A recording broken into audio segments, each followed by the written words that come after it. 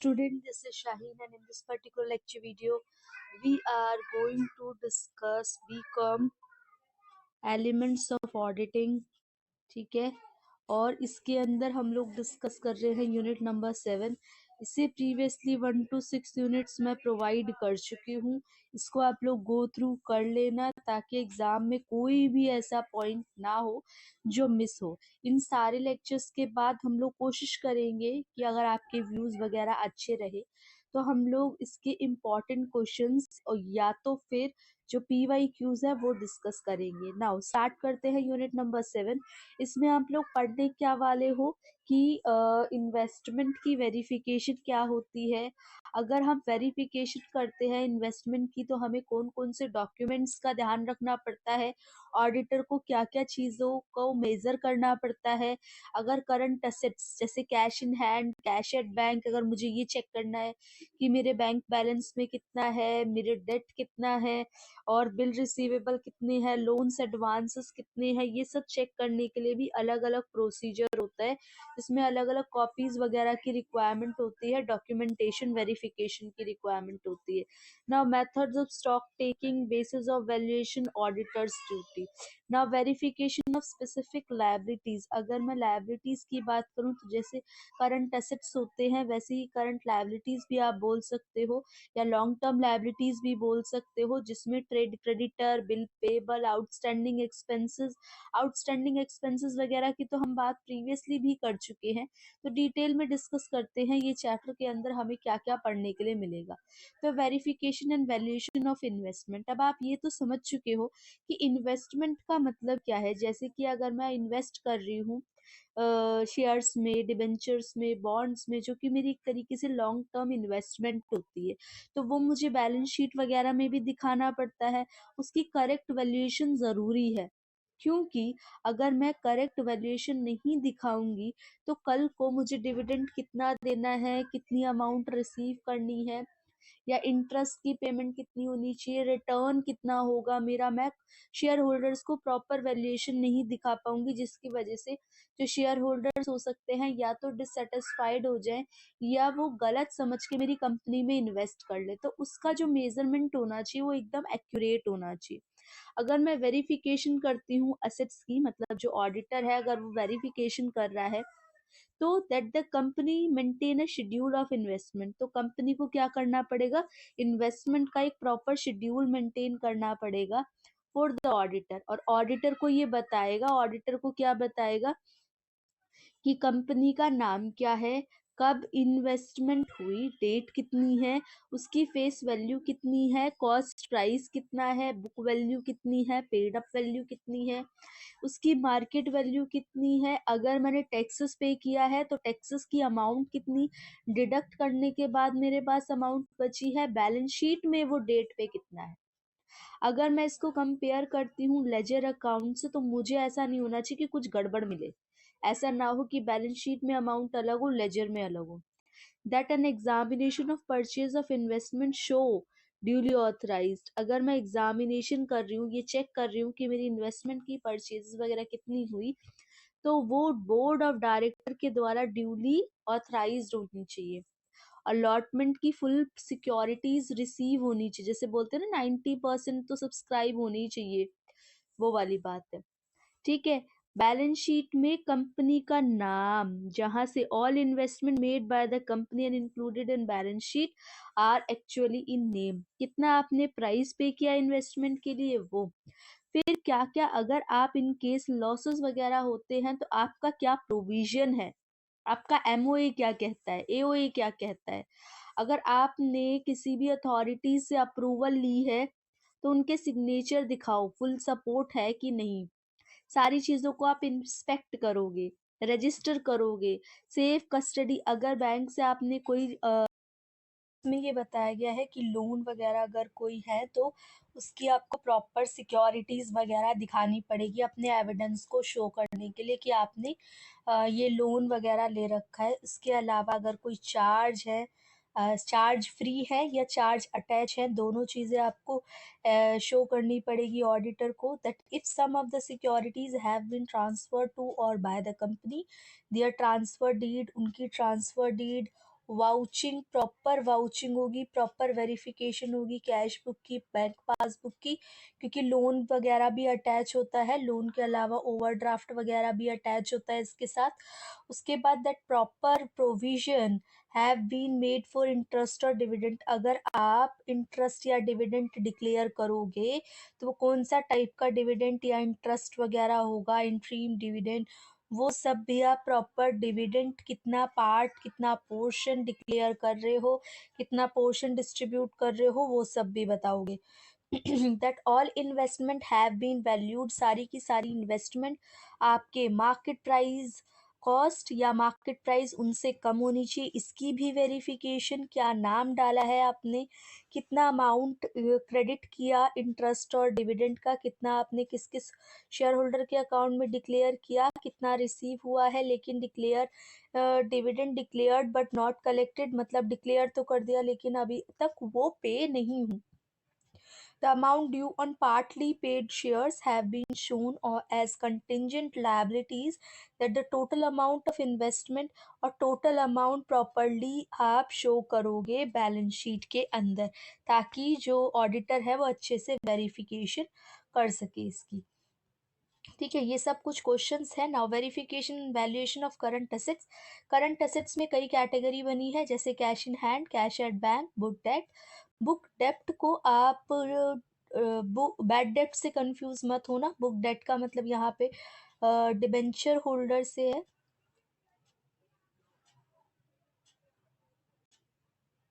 Debenture holder नहीं, debtor. ठीक है, bill receivable, loan and advances, cash in hand होंगे तो आप ये देखोगे, आप सरप्राइज विजिट कर सकते हो, कैश काउंटर के ऊपर से कैश वगैरह की ओपनिंग क्लोजिंग टाइम देख सकते हो, शॉर्टेज वगैरह देख सकते हो कि शॉर्टेज तो नहीं है, जैसे मैंने लैपिंग का कॉन्सेप्ट आप लोगों को पढ़ाया था।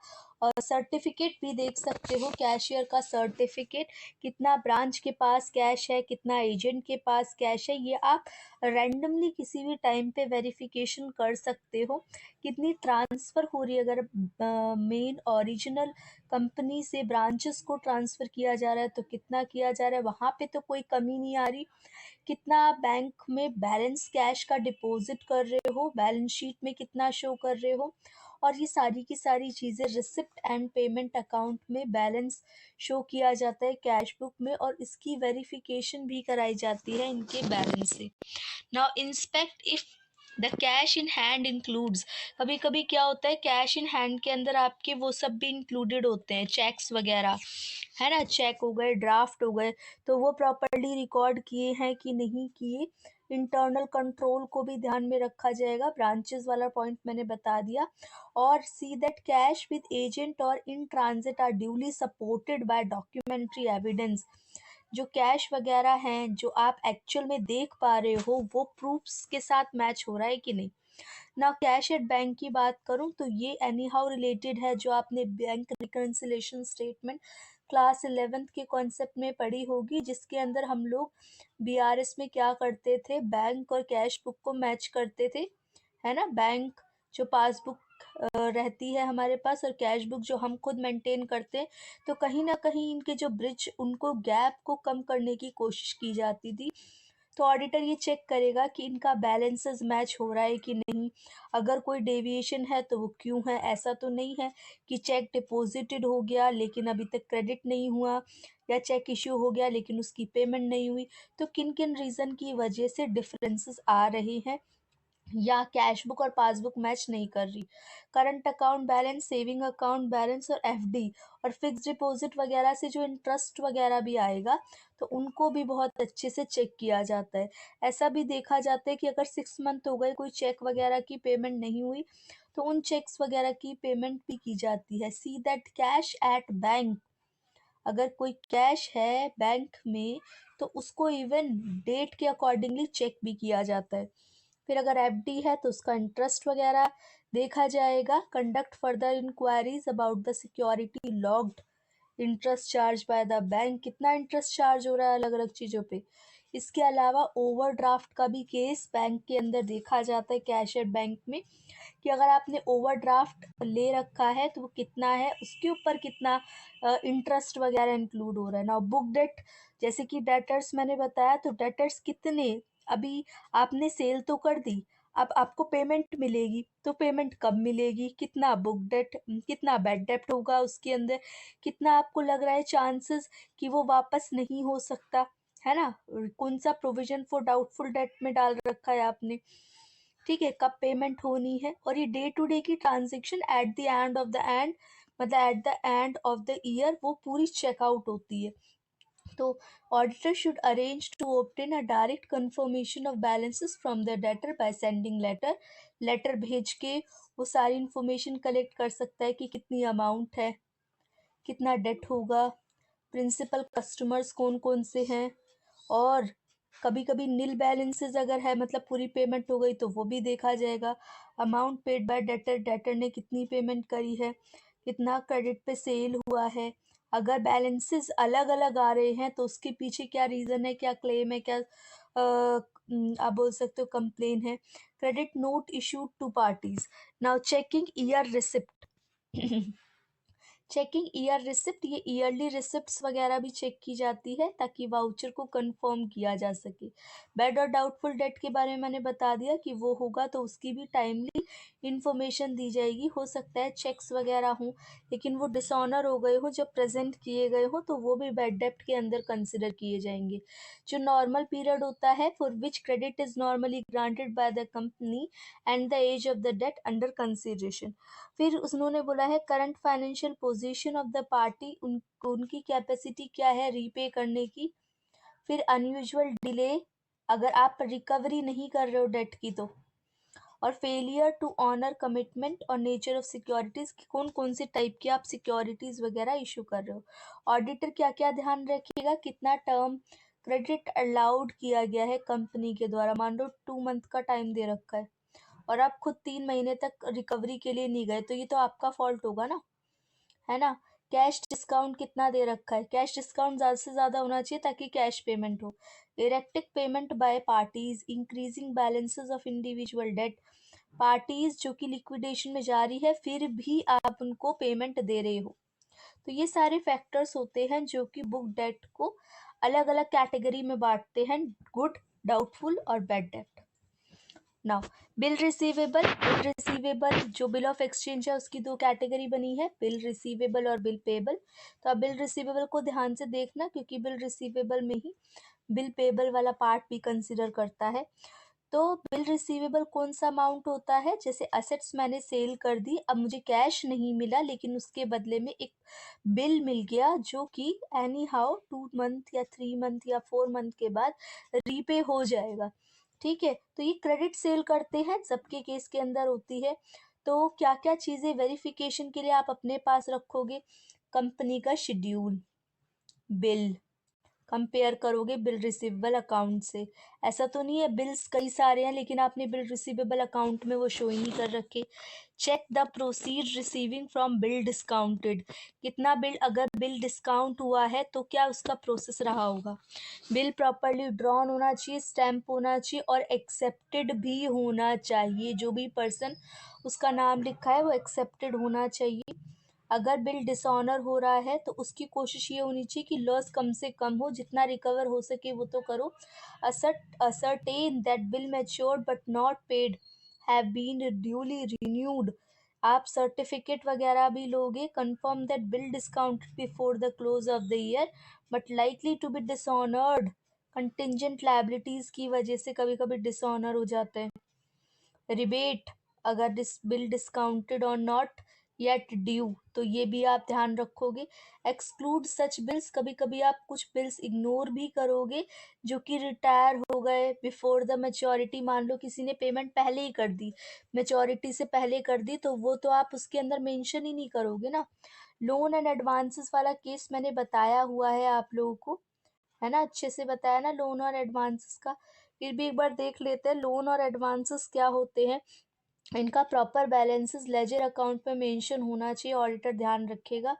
एडवांसेस प्रॉपरली ऑथराइज्ड होने चाहिए, जिनकी रिकवरी रेगुलरली रिकवरी आप अगर आपने लोन ले रखा है तो आप उसकी रेगुलरली पेमेंट करोगे। अगर इन केस आपको लोन आपसे लोन ले रखा है लोगों ने तो आप रिकवरी करने जाओगे तो उसकी भी रिकवरी ऐसा होगा कि वहाँ पे बैड डेप्ट के चांसेस होंगे। तो आप कोशिश करोगे कि आपका क्या प्रोसीजर वगैरह रहा है ना MOA का, तो वो ध्यान में रख के आप रिकवरी करोगे। लोन एग्रीमेंट इंटरेस्ट वगैरह का एग्रीमेंट क्या है उनके ऊपर ये देखोगे कि debtors and promoters are executed और bill of exchange are drawn for the purpose. फिर आप क्या करोगे, loan grant satisfy that they are not against the interest of the company और its member. Now inquire rate, कितना rate है, debt interest की क्या है, adjustment in account. Consider the possibilities of some of the loan outstanding for long time, ज़्यादा time के लिए आप आउटस्टैंडिंग में नहीं रखोगे। फिर ये सारी कुछ एक्सरसाइज वाले क्वेश्चन है। Verification and valuation of stock in trade. तो स्टॉक इन ट्रेड का मतलब होता है वो पार्ट जो कि अभी सेल नहीं किया, ठीक है। अब वो पार्ट की तीन कैटेगरी है, या तो वो कैश में कन्वर्ट किया जाएगा मतलब सेल कर दिया जाएगा, या तो उससे सामान बनेगा और एक प्रॉपर फिनिश गुड्स बनेगा, या तो उसको कंज्यूम कर लिया जाएगा। तीन हिस्से हो गए, कैश बाय सेल, या तो प्रोसेस ऑफ प्रोडक्शन, या तो फिर गुड्स और सर्विस की प्रोडक्शन के लिए कंजम्पशन के लिए यूज करेंगे। अब दोनों ही केस में तीनों ही केस में ऐसा हो सकता है कि आप अपने अकॉर्डिंगली चीज़ों को मैनिपुलेट कर दो, गलत दिखाओ। Now there are enough possibilities of theft, pilferage, wastage issue without proper authority, non entry of goods received और destruction by fire of stock. अगर आग लग जाती है या आप एंट्री नहीं करते हो या आप वेस्टेज करते हो तो प्रॉपर आप दिखा नहीं पाओगे लॉस को, ठीक है। नाउ अगर मैं जो स्टॉक है उसकी डिस्कशन करूं तो वेरिफिकेशन तीन कैटेगरी के हिसाब से होगी, method of stock taking, basis of valuation और ऑडिटर्स ड्यूटी। 1, 2 और 3, 3 केसेस के अकॉर्डिंगली होगी। तो मेथड ऑफ स्टॉक टेकिंग के अंदर हम लोग क्या सीखते हैं, जैसे कि आप लोगों ने क्लास 11th-12th में कॉन्सेप्ट पढ़ा है जहाँ पे हम स्टॉक कैलकुलेट करते हैं। क्लोजिंग स्टॉक कैसे कैलकुलेट करते हैं, ओपनिंग स्टॉक में से परचेजेस या खर्चा क्या कर देते थे, परचेजेस करते थे, सेल्स वगैरह लेस कर देते थे, है ना। तो ये सब जो आपका फॉर्मूला कैलकुलेट होके आता था तो वो स्टॉक ट्रेडिंग का हो स्टॉक टेकिंग का होता था, जहाँ पे अगर वेस्टेज वगैरह हुई है नॉर्मल मार्जिन रखा जाता था थोड़ा बहुत वेस्टेज के लिए, रॉ मटेरियल वगैरह के लिए।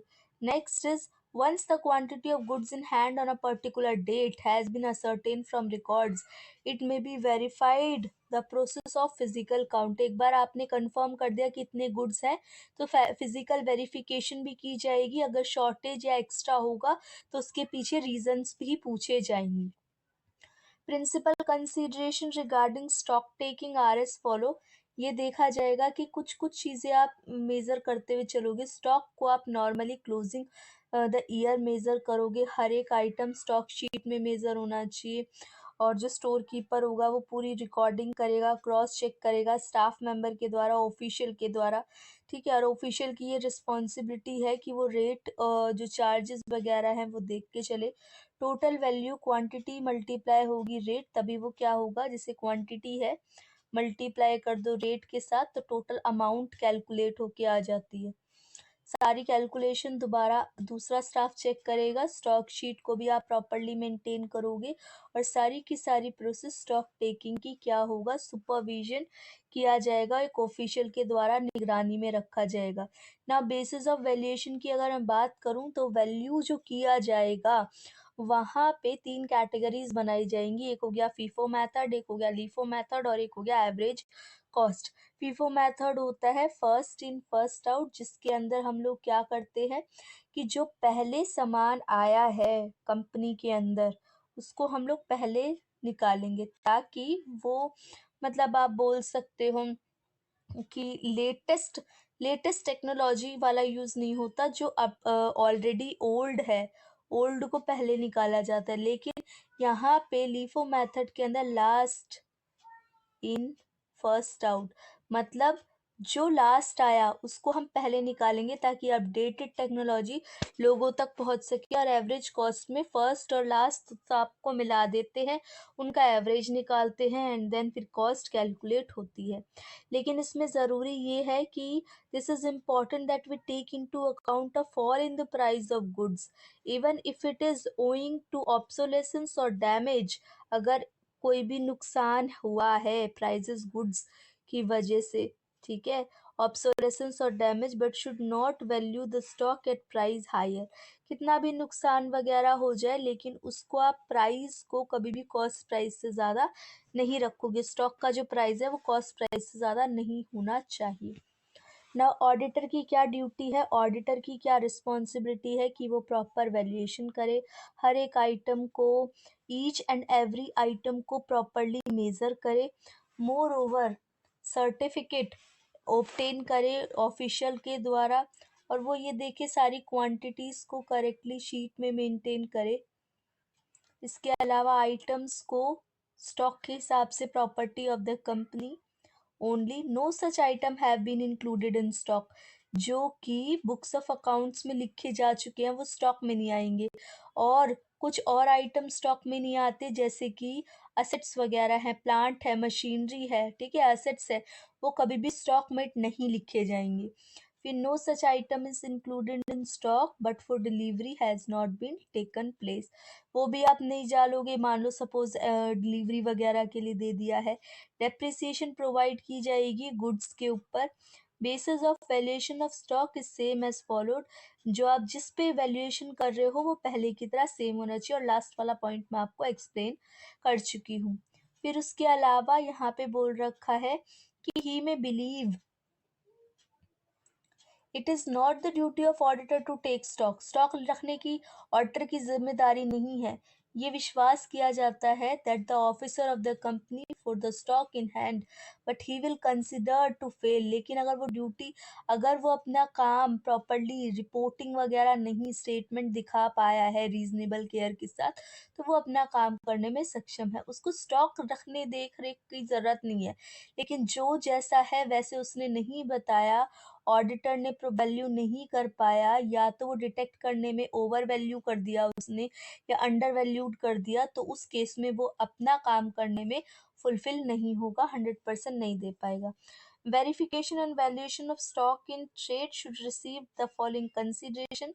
Check the stock sheet. सबसे पहले stock sheet check करेगा, फिर अगेन वही रिकॉर्ड इनवॉइसेस के साथ कंपेयर करेगा, क्वांटिटी क्वालिटी प्राइस को देखेगा।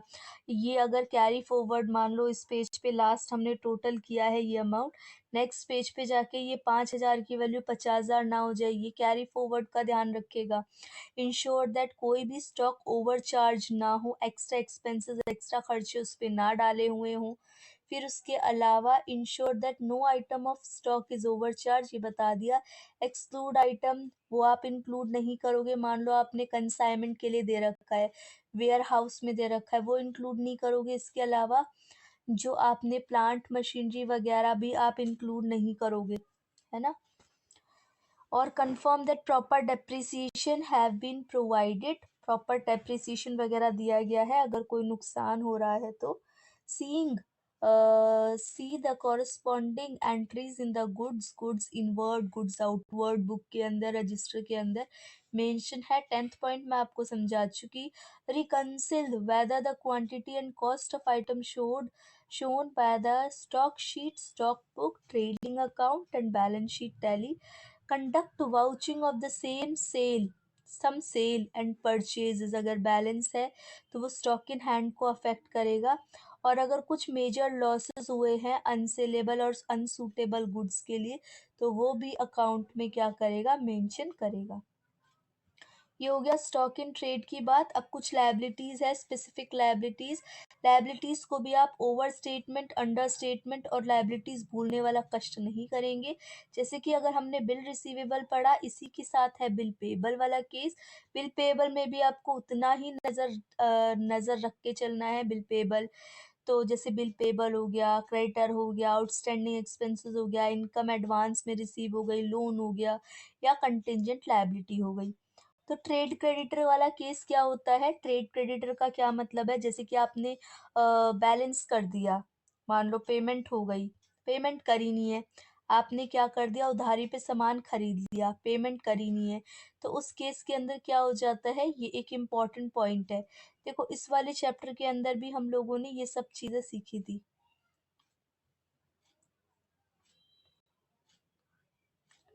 देख पा रहे हो, outstanding assets, outstanding liabilities, contingent liabilities. तो ये वाला टॉपिक मैं दोबारा से नहीं बताऊंगी, बाकी जो इम्पोर्टेंट है वो वाला डिस्कस कर लेते हैं। हाँ, तो हम यहाँ पे थे, ट्रेड क्रेडिटर। तो गेट अ शेड्यूल, एक शेड्यूल बनाया जाएगा क्रेडिटर फ्रॉम द कंपनी, और उसकी purchase ledger, bill payable, cash book, credit notes, इन सब पे वेरिफिकेशन की जाएगी ट्रेड क्रेडिटर की। और ये बेसिकली ईयर एंड परचेजेस के बेसिस पे होती है। उसके अलावा अगर कोई आउटस्टैंडिंग है या प्रीपेड है, उन सब का कंपैरिजन किया जाना चाहिए। Analyse the percentage of gross profit earn this year, compare it, इसको कंपेयर करोगे आप प्रीवियस वाले के साथ, और अगर कोई भी आप चेंजेस देखते हो तो वहाँ पे आपको जस्टिफाई करना पड़ेगा, मतलब बताना पड़ेगा कि यहाँ पे डिफरेंसेस है। कुछ आइटम्स होते हैं, test such items of creditor which have not been paid, ये भी बताओगे कि लॉन्ग टाइम तक आपने पे नहीं किए, और रीजन भी बताओगे इसका। Check the possibility of payment already shown to creditor but not actually paid, या तो फिर आपने पे नहीं किया या आप प्रॉपर तरीके से बता नहीं पा रहे हो। बिल पेबल का क्या होगा? बिल पेबल का मतलब वो पेमेंट करनी थी आपको बिल पेबल की, जैसे कि 3 मंथ का आपने क्रेडिट में परचेज किया था, 3 मंथ का बिल था, अब उसकी पेमेंट करनी है, तो उसके लिए क्या क्या ऑफिशियल रिस्पॉन्सिबल होंगे, कब पेमेंट करनी है।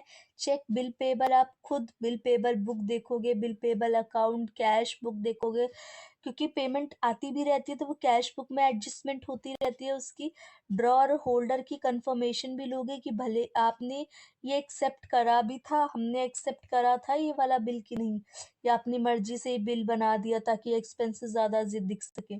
Examine if a bill has been accepted by creating a charge of any asset of the company. Outstanding expenses के बारे में मैं बता चुकी हूँ। Income received in advance, loan और कंटिजेंट लायबिलिटीज वगैरह के बारे में मैं बता चुकी हूँ आपको प्रीवियसली ही। तो that is all about this lecture. इसके अंदर हम लोगों ने यूनिट नंबर 7 डिस्कस कर लिया है। यूनिट नंबर 8 ब्लॉक 3 हम लोग डिस्कस करेंगे नेक्स्ट लेक्चर से। जब तक आप चैनल को सब्सक्राइब करो, शेयर करो वीडियो को, ज़्यादा से ज़्यादा पॉसिबल हो लाइक करो वीडियो को। और अगर आपको कोई और लेक्चर की रिक्वायरमेंट हो किसी और टॉपिक की, एक न्यू की, तो आप वो भी बता सकते हैं, कमेंट सेक्शन में मेंशन कर सकते हैं। टेलीग्राम चैनल ज्वाइन कर सकते हो आप लोग इनके नोट्स वगैरह के लिए। ठीक है, आप लोगों से बाकी मिलते हैं नेक्स्ट लेक्चर वीडियो में। Thank you for watching and be happy students.